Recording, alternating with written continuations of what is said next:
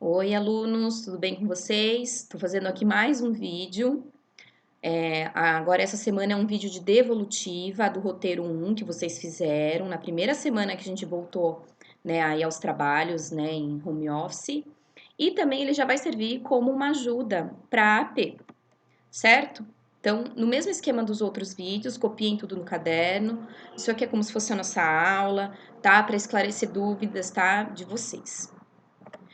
Então, gente, as habilidades que eu vou tratar aqui são habilidades relacionadas com grandezas diretamente e inversamente proporcionais e escala de mapas, certo?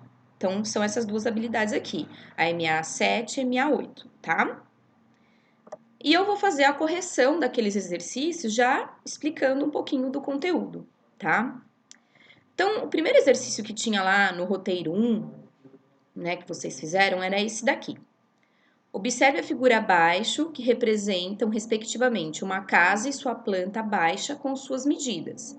Se os 20 centímetros de comprimento da planta equivalem a 5 metros de comprimento da casa e os 14 centímetros de largura equivalem a 3,5 metros de largura da casa, qual a escala utilizada na planta? Aí tem uma dica, ó, monte frações e faça simplificações. Então, primeira coisa, gente, o que a gente entender o que é uma escala? Uma escala é o que vai relacionar a medida do mapa com a medida real. E ele dá essas informações aqui. Ele fala lá, né, do comprimento da planta, que 20 centímetros na planta equivalem a 5 metros reais, né, na vida real, da casa real. E que 14 centímetros da planta equivalem a 3,5 metros real. Então, vamos montar primeiro aqui, ó, a primeira comparação que ele faz é dos 20 centímetros com 5 metros. Vamos montar essa fração. Então, tá aqui, ó, 20 centímetros equivalem a 5 metros. Só que daí, gente, eu não posso deixar assim, ó, centímetro misturado com metro, eu tenho que transformar tudo isso daqui na mesma unidade de medida. Então, eu vou transformar essa medida aqui, que está em metros, em centímetros. Aí entra um conteúdo que eu tenho que saber lá do quinto ano, do sexto ano, que é transformação de unidades, né? De medida. O que eu tenho que lembrar? Que 1 metro é 100 centímetros. É a mesma coisa. Então, logo, se 1 metro é 100, 5 metros serão 500, né? É só multiplicar por 100. Aí pronto, agora eu tenho, ó, 20 centímetros equivalem a 500 centímetros. Porém, pessoal, a gente pode simplificar essa fração. Como? Eu posso dividir tanto a parte de cima quanto a de baixo por 20, certo? 20 dividido por 20 dá 1 e 500 dividido por 20 dá 25. Então, essa aqui é a nossa escala que a gente pode escrever dessa maneira, ó. 1, 2 pontos, 25, que significa que 1 centímetro do mapa equivale a 25 centímetros da realidade. Isso que é a escala desta planta. Gente, da mesma forma, eu tenho a outra comparação da largura, né? Ele fala que 14 centímetros equivalem a 3,5 metros, né? 14 centímetros do mapa equivalem a 3,5 metros da realidade. Montei a fração da mesma maneira aqui, ó. 14 centímetros equivale a 3,5 metros. Transformei os metros em centímetros, né? Para deixar a mesma unidade de medida. Só multiplicar por 100, né? Dá 350. Simplifiquei a fração. Eu dividi toda ela por 14. 14 dividido por 14 dá 1. E 350 dividido por 14 dá 25. Novamente, ó, 1 centímetro do mapa equivale a 20 centímetros da realidade. Ah, Pro, precisava ter feito as duas? Não, né? Porque o mapa ele tem que ser proporcional à realidade. Então, se eu fizesse só o do comprimento, já me daria a resposta. Ou se eu fizesse só da largura, também já me daria a resposta. Mas eu fiz para mostrar para vocês, tá bom? Então, vamos lá agora para o exercício 2. Novamente, um exercício de escala. Tá? Então, vamos lá. Ó. Nesta representação de um mapa do tesouro, a distância entre o ponto de partida e de chegada tem 15 centímetros. Então, no mapa, gente, tem 15 centímetros, tá? Então, imagina que você está com o mapa na sua mão e essa distância tem 15 centímetros. Sabendo que a escala é de 1, 2 pontos, 1 milhão. A gente vai falar assim, ó, 1 para 1 milhão. Qual a distância que se deve navegar na vida real, lógico, né? Se eu estou navegando, eu quero saber na realidade, para eu chegar no tesouro. Aí tem umas dicas aqui, ó, né? O que significa a escala 1 para 1 milhão? Significa que 1 centímetro do mapa equivale a 1 milhão de centímetros da realidade. E eu tenho que lembrar de algumas coisas para conseguir resolver esse exercício, né? Que 1 metro é 100 centímetros, 1 quilômetro tem 1.000 metros, né? Aí ele fala que use regra de 3, né? Para fazer as transformações. Eu não vou usar, gente, mas dá para fazer da mesma maneira, tá? Então, vamos começar a pensar na medida aqui do mapa, que ele falou que é 15 centímetros. Mas, se ele falou que 1 centímetro do mapa equivale a 1 milhão da realidade, logo, né, gente, 15 centímetros vai ser 15 milhões, tá aqui. Só que, gente, eu não vou deixar uma medida com tantos algarismos, né? Olha só quantos zeros tem aqui, tem 6 zeros. Eu vou tentar diminuir, né? Vamos transformar esses centímetros em quilômetros.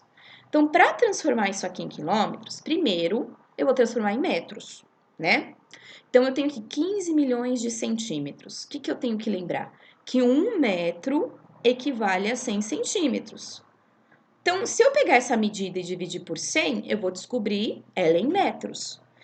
Para dividir por 100, gente, ó, como a gente tem muitos zeros aqui no final, a gente só vai cortar zeros, né? Dividir por 100 é a mesma coisa que cortar 2 zeros, porque 100 tem 2 zeros. Então, cortando 2 zeros aqui, virou 150 mil. Ou seja, 15 centímetros equivale a 150 mil metros. Ainda tem muito zero, gente. Vou tentar transformar em quilômetros.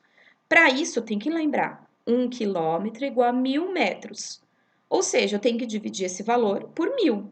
1.000 tem 3 zeros, então basta eu cortar 3 zeros aqui, né? O que sobra? 150. Ou seja, na realidade, né, essa distância aqui tem 150 quilômetros. E essa é a resposta final. Não é tão difícil, né, gente? Aí, o exercício 3, gente, começa a tratar de grandezas diretamente ou inversamente proporcionais. É um tema que vocês também já aprenderam, tá? E vocês têm que perceber, ao ler o exercício, se é uma situação que trata de uma grandeza diretamente proporcional ou se é uma situação que trata de uma grandeza inversamente proporcional, certo? Então, vamos ler aqui o exercício 3 e pensar juntos. Se é direta, pessoal, as duas grandezas vão crescer ou diminuir juntas. Se é inversa, ó, a palavra inversa, uma cresce e outra diminui, né? Então, vamos ver o que acontece no exercício 3. Ó, em uma campanha de vacinação, 350 frascos de vacina permitiram vacinar 1.225 crianças. A secretária de Saúde do Estado informou que receberão mais 150 frascos. Neste caso, quantas crianças aproximadamente poderiam ser vacinadas com esse novo lote? Então, gente, 350 frascos vacinam 1.225 crianças. Eu diminui a quantidade de frascos, ou seja, a quantidade de crianças também vai diminuir. Ó, as duas grandezas, frascos e crianças, estão diminuindo. Então, o que a gente tem aqui? Uma grandeza diretamente proporcional. Como a gente vai resolver esse caso? A gente vai usar a regra de 3 simples, né? Multiplicação em cruz normal, tá? Para isso, a gente tem que montar duas frações de comparação, certo? Então, eu vou comparar primeiro aqui, ó. 350 frascos servem para 1.225 crianças. Então, tá aqui, ó. 350 frascos, 1.225 crianças. 150 frascos vai ser para quantas crianças, né? Eu vou chamar de X, eu quero descobrir essa quantidade de crianças. Então, tá aqui, ó. 150 equivalem a X crianças. E presta atenção, gente, ó. A primeira fração, ó, que tá aqui, ó, refere-se a frascos de vacina, né? E aqui, ó, a segunda fração, a quantidade de crianças. Então, vou resolver uma regra de 3 normal, porque a gente viu que é diretamente proporcional. Então, ó, o x multiplica o 350, o 150 ao 1.225 tá aqui. Faz a multiplicação, ó, deu 183.750. Aí, o 350, né, vai passar dividindo lá em forma de fração. E o resultado final, ó, 525, né? Quando eu fiz a divisão aqui, 525. Ou seja, 150 frascos de vacina vão servir para 525 crianças. Tudo bem? Essa é a resposta final. Vamos continuar aqui. Aí, gente, exercício 4, tá? De novo, a gente tem que ler o enunciado e analisar se a situação é uma situação direta ou inversamente proporcional, beleza? Então, vamos lá. Em uma receita de bolo, que serve 5 pessoas, utilizamos 2/5 de xícara de óleo. E para fazer um bolo que serve 25 pessoas, quantas xícaras de óleo iremos utilizar? De novo, gente, a gente tem que ver, né? Se para 5 pessoas eu utilizo essa quantidade de xícaras. Se eu aumentei o número de pessoas que eu quero, né, servir o meu bolo, vai aumentar a quantidade de xícaras. Então, ó, as duas grandezas aumentam. Ó, pessoas aumenta, a quantidade de xícara aumenta também. Então, a gente tem uma situação diretamente proporcional aqui. Ai, professora, mas tem uma fração, eu me desesperei, tem esse 2/5 aí. Calma. Vamos montar, né, as frações e fazer a regra de 3 para a gente ver o que está acontecendo, tá? Então, primeiro eu vou ver que 5 pessoas, né, para 5 pessoas eu utilizo 2/5 de xícara de óleo. Para 25 pessoas é o que eu quero descobrir, né? Quantas xícaras de óleo eu vou utilizar.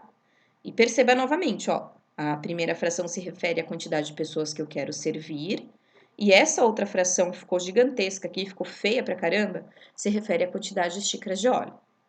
Vamos fazer a regra de 3 e vamos ver o que vai acontecer, ó. Então, ó, x vezes 5, 5x, aí 25 vezes 2/5, tá aqui.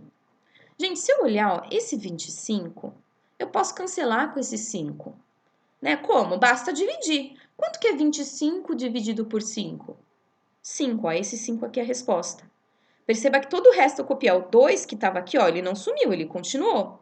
Só o 25 e esse daqui, esse 5, a gente cancelou, né? Que a gente fez uma divisão, não é que cancelou, a gente fez uma divisão, né? Deu 5 aqui. O 5x eu abaixei. Aí eu vou fazer 5 vezes 2, né? Que dá 10. Passa esse 5 dividindo lá em forma de fração. 10 dividido por 5 dá 2. Ou seja, para 25 pessoas, né? Eu preciso utilizar 2 xícaras de óleo para fazer o meu bolo.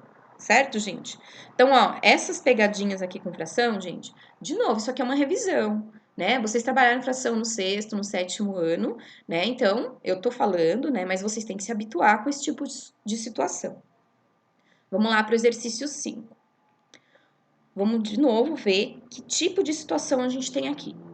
Um livro foi publicado por uma editora contendo 240 páginas, com 40 linhas escritas em cada página.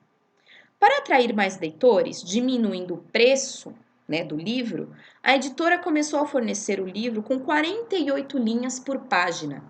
Neste caso, quantas páginas terá o livro? Então vamos pensar.